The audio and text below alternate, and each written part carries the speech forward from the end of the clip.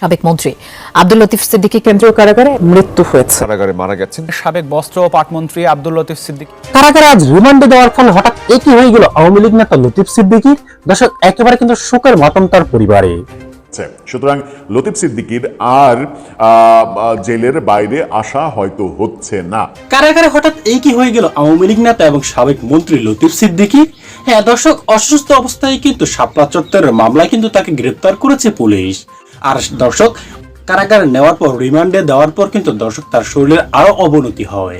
আর শেষ পর্যন্ত দর্শক যেটা ঘটেছে সেটা শুনলে এবং কি দেখলে দর্শক আপনাদের চোখ কিন্তু রীতিমতো একেবারে কপালে উঠে যাবে।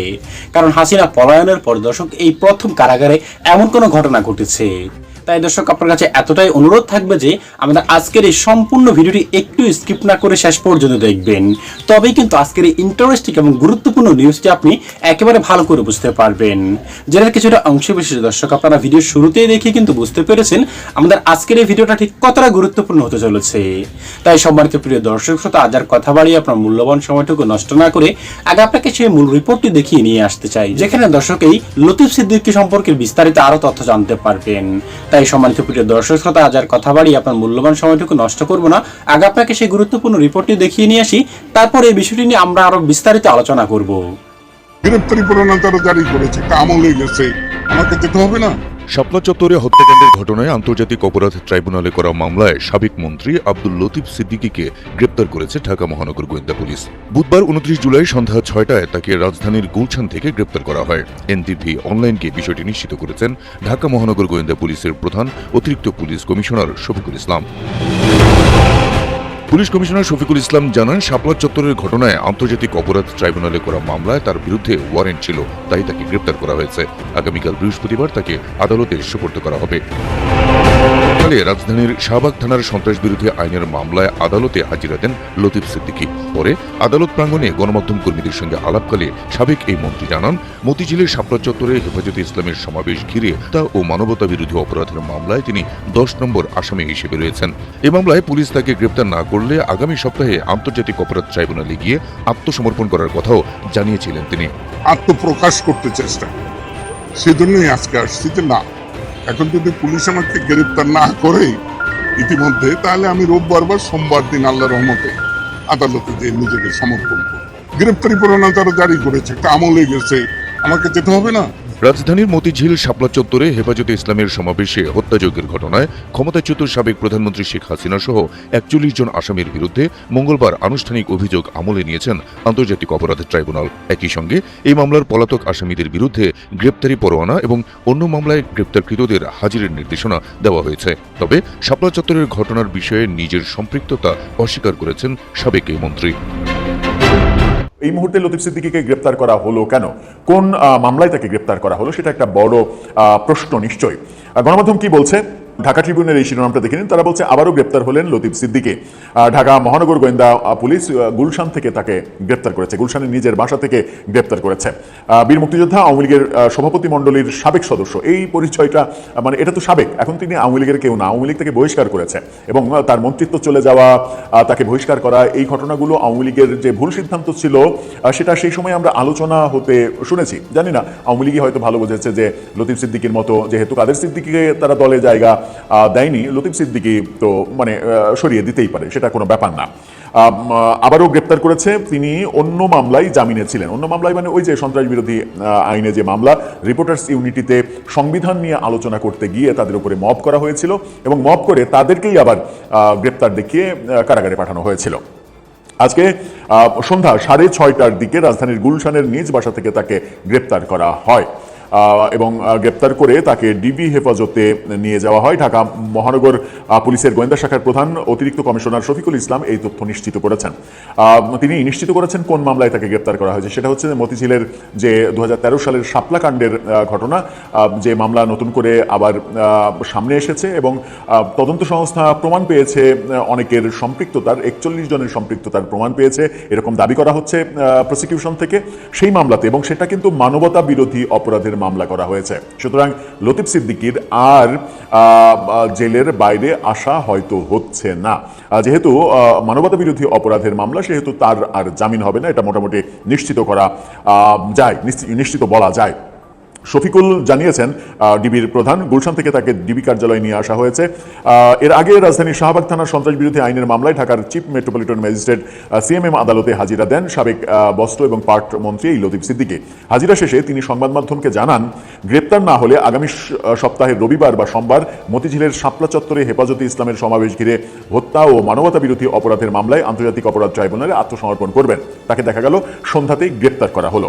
2025 সালের 28 আগস্ট ঢাকা রিপোর্টার্স ইউনিটিতে মুক্তিযুদ্ধ এবং সংবিধান নিয়ে আলোচনা সভায় মব হামলার শিকার হন লতিফ সিদ্দিকী সহ আলোচকরা। পরে তিনি সহ 16 জনকে হেফাজতে নেয় পুলিশ এবং সকালবেলায় দেখা যায় যে সন্ত্রাস বিরোধী আইনে মামলা দিয়ে তাদেরকে আদালতের মাধ্যমে কারাগারে পাঠানো হয়। এখন প্রশ্ন হচ্ছে যে মতিঝিল কাণ্ডের যে মামলা, সেই মামলায় তাকে গ্রেপ্তার দেখানো হলো।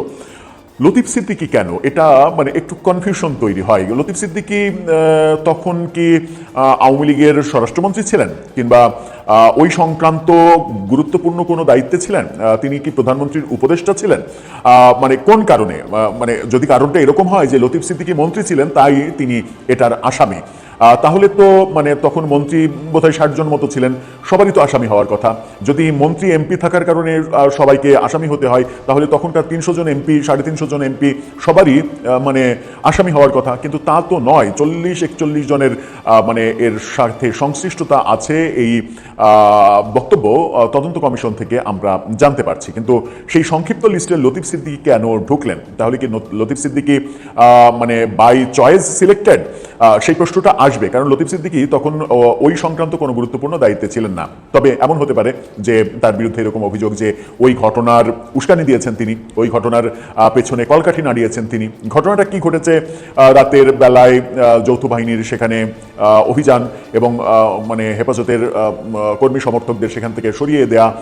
কিন্তু তৎকালীন গতকালকে আমরা দেখলাম যে মাসুদ কামাল একটা টক শোতে বলছেন যে সেই সময়ে 2013 সালের যে 5 মে ঘটনা, সেই সময় 6 মে, 7 মে, 8 মে, 10 মে পর্যন্ত কিংবা পরবর্তী সময় দেশীয় এবং আন্তর্জাতিক সমস্ত গণমাধ্যমকে আওয়ামী লীগ সরকার টাকা দিয়ে কিনে নিয়েছিল। সেই প্রশ্নটা আসবে এবং মানে তখনকার মানে মাসুদ কামাল বলছেন তখন দেশীয় গণমাধ্যমে কোনো খবর প্রচার হলো না আওয়ামী লীগের ভয়ে, এটা মেনে নিলাম। বিদেশি গণমাধ্যম, এবং তিনি উদাহরণ হিসেবে বলেছেন তৎকালীন বিবিসির প্রধান ছিলেন সাবির মুস্তাফা, তিনি তো বলছেন যে সেরকম কোনো ঘটনা তিনি সেখানে প্রত্যক্ষ করেননি, তার রিপোর্টাররা প্রত্যক্ষ করেননি। এরকম বক্তব্য আসছে, কিন্তু এরকম বক্তব্যের তো এখন আর কোনো মূল্য নেই। এখন বাস্তবতা হচ্ছে তদন্ত কমিশন যেহেতু মানে এটার পেছনে ঘটনা দেখেছে, 57-58 জনের মৃত্যুর প্রমাণ পেয়েছে, সুতরাং এটাকেই সত্য হিসেবে ধরে নিতে হবে। সেই সময় লতিফ সিদ্দিকীকে গ্রেপ্তার করা হলো, যে সময় আমরা জানতে পারছি হিউম্যান রাইটস ওয়াচ সহ বিভিন্ন আন্তর্জাতিক প্রতিষ্ঠান থেকে আবারও আন্তর্জাতিক অপরাধ ট্রাইব্যুনালের বিচার প্রক্রিয়া নিয়ে প্রশ্ন তোলা হচ্ছে। সরকারকে আমার মনে হয় যে একটু সাবধানী পথ চলতে হবে, যেন বিচার প্রক্রিয়া বিতর্কিত না হয়, যেন কোনোভাবেই আন্তর্জাতিক মহল থেকে এরকম কোনো অভিযোগ না আসে যে এগুলো বিচারের নামে রাজনৈতিক প্রহসন হচ্ছে, ক্যামেরা ট্রায়াল হচ্ছে, তাহলে কিন্তু সবকিছু ভেস্তে যাবে। সেই দিকে সরকার নিশ্চয়ই। হ্যাঁ দর্শক, এই লতিফ সিদ্দিকী কিন্তু দর্শক সেই শুরু থেকেই কিন্তু বিতর্কিত, অর্থাৎ সে একজন মুক্তিযোদ্ধা এটা মানা যায়, কিন্তু দর্শক তার যে কর্মকাণ্ড, এমনকি হাসিনার সঙ্গে মিলিত হয়ে ফ্যাসিজমের সঙ্গে যুক্ত হয়ে দর্শক বিভিন্ন কর্মকাণ্ড করেছে, সেই কর্মকাণ্ডগুলি কিন্তু দর্শক সম্পূর্ণ একেবারে বিতর্কিত ছিল। এমনকি তার যে মন্ত্রী থাকা অবস্থায় ইসলামকে নিয়ে দর্শক নানা রকম কটূক্তি করে কিন্তু সে নানা রকম মন্তব্য করেছিল, আর সেই সুবাদে কিন্তু তাকে মন্ত্রিত্ব থেকেও কিন্তু দর্শক ইস্তফা দেওয়া হয়েছিল সে সময়ে। আর এরপর থেকেই কিন্তু দর্শক তার ক্যারিয়ার কিন্তু একেবারে ধ্বংসের পথে চলে গিয়েছিল। তবে সাম্প্রতিক সময়ে দর্শক সে একটু উদ্ভট কথাবার্তা বলছে, এমনকি বিগত ফ্যাসিস্ট আমলে কিন্তু শাপলা চত্বরে দর্শক যে নৃশংস দর্শক যে ঘটনা ঘটেছে, হাজার হাজার ছাত্রের প্রাণ কেড়ে নিয়েছিল সে সময় দর্শক, সেই ঘটনায় কিন্তু আজ কিন্তু ফেসে গিয়েছে লতিফ সিদ্দিকী। আর সেই ঘটনার জেরেই কিন্তু তাকে কারাগারে প্রেরণ করা হয়েছে, এমনকি আদালতেও তোলা হয়েছে। তবে তার দর্শক শ্রোতা তার শরীরের অবস্থা খুব একটা ভালো নয়, তবে তার যে অপরাধ দর্শক সেটা কিন্তু অনেক বড়, যার ফলশ্রুতিতেই কিন্তু হেফাজতে ইসলাম থেকে শুরু করে দর্শক দেশের সকল সচেতন নাগরিকই কিন্তু লতিফ সিদ্দিকীর দর্শক ফাঁসি চাচ্ছে। হ্যাঁ সম্মানিত প্রিয় দর্শক শ্রোতা, আপনি কি মনে করেন লতিফ সিদ্দিকীকে দর্শক সর্বোচ্চ শাস্তিটুকু দেওয়া দরকার? অবশ্যই আপনার মূল্যবান মতামতটুকু দর্শক আমাদের কমেন্ট বক্সে লিখবেন। আজ এই পর্যন্ত, আশা করি সকলেরাই ভালো থাকবেন দর্শক। খোদা হাফেজ। এবং সম্পূর্ণ ভিডিওটি শেষ পর্যন্ত দেখার জন্য দর্শক আপনাকে জানাই অসংখ্য ধন্যবাদ।